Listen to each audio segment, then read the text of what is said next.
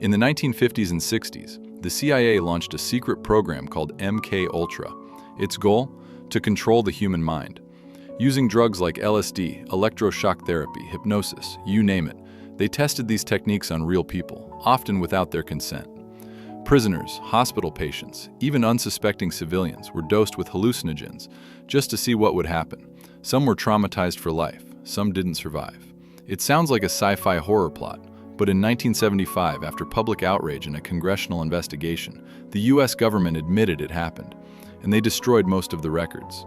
So, if the government was testing mind control in secret back then, what else could they be hiding today?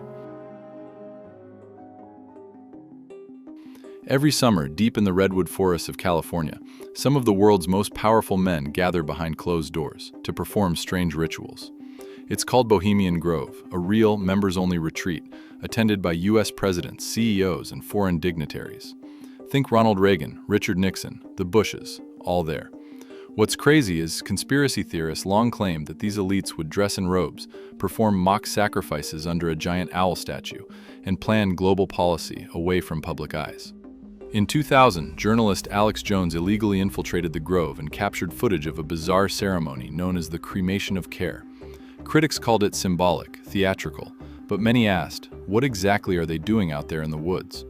The line between harmless tradition and something more sinister? Still very blurry.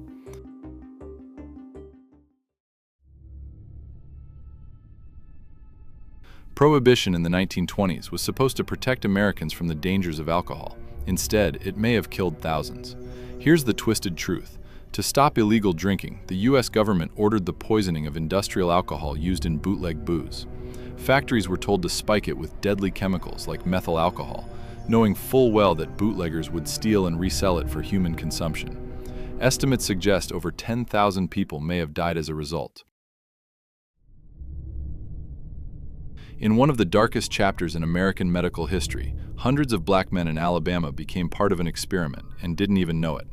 Between 1932 and 1972, the U.S. Public Health Service studied the effects of untreated syphilis in African American men.